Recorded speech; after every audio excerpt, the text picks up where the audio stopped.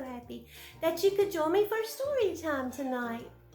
I hope you've had a wonderful day wherever you've been. Whatever you've been doing, I hope it's been a blessed day. And guess what? Gammie has 2 stories for us tonight. Our permission has been given for our reading by Little Hippo Books. And you can go over to littlehippobooks.com and check out their books, check out their site. You might find some books over there that you enjoy reading. And so permission's been given again by Little Hippo Books. And we're reading my first book of fairy tales. Let's see what our first story is going to be about. Little Red Riding Hood. You know what? These 2 stories here, I bet if you asked Mommy and Daddy, I bet these are stories that Mommy and Daddy might have heard when they were little. And you know what? Ask Granny and Grandpa.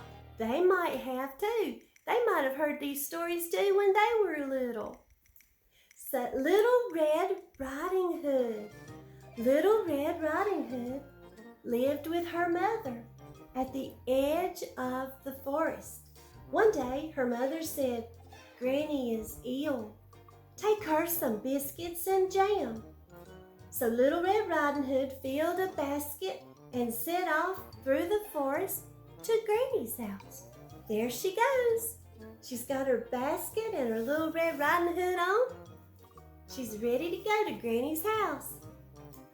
A wolf saw Little Red Riding Hood and he got hungry. He didn't want to eat the biscuits and jam though. He wanted to eat her. So first, he went to Granny's house and he locked Granny up. Then he put on Granny's clothes and he got into Granny's bed to wait for Little Red Riding Hood. What is she going to do? The wolf has gone to Granny's house. He has locked Granny up. He's got Granny's clothes on and he's jumped into Granny's bed. He's waiting for Little Red Riding Hood. What is she going to do? Let's see. When she got to the house, Little Red, she thought the wolf was Granny. She said, "Oh, Granny, what big eyes you have." The wolf grinned and said, "All the better to see you with, my dear." Little Red Riding Hood then said, "Oh, Granny, what big teeth you have." And the wolf said, "All the better to eat you with." Oh my goodness, there he is. Oh no! The wolf tried gobbling up Little Red Riding Hood, but a woodsman passing by looked through the window and saw the wolf trying to get Little Red Riding Hood. He rushed inside and he got rid of the wolf. Little Red Riding Hood and Granny were safe, and they all lived happily ever after.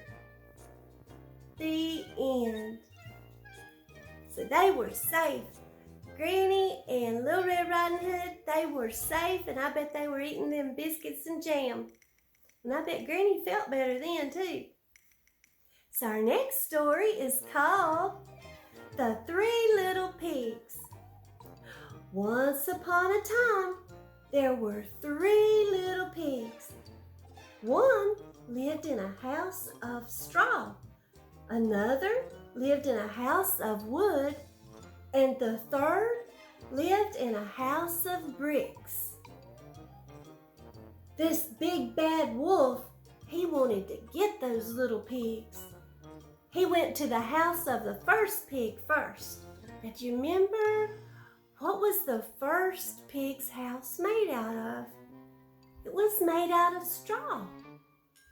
Oh, I wonder what he's gonna do. Let's see. "Little pig, let me in," he yelled.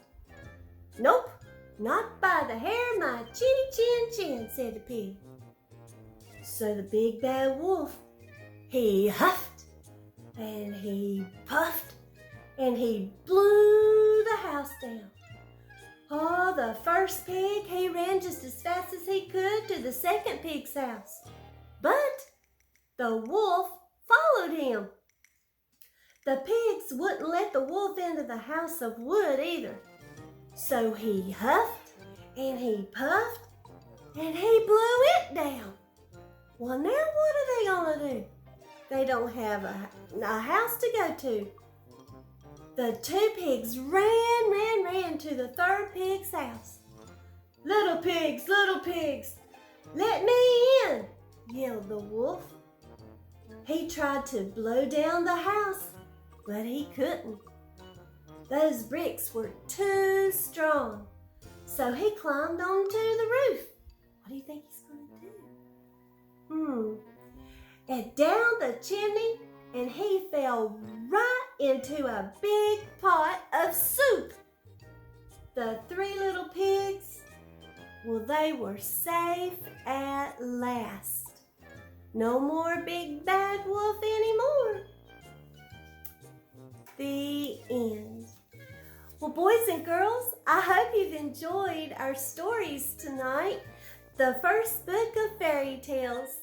These are oldies but goodies. I've loved these stories. Gammie's heard these stories all of her life, and they never get old to hear. They're always so sweet and so good. I love listening to them. And I hope you've enjoyed them too. And if you did, Gammie would love it if you would give me a big thumbs up and like and subscribe to Gammie's Bedtime Stories. That would mean so much to me, and I would appreciate it so. And I hope God bless you all, and sweet dreams until story time again. Bye-bye.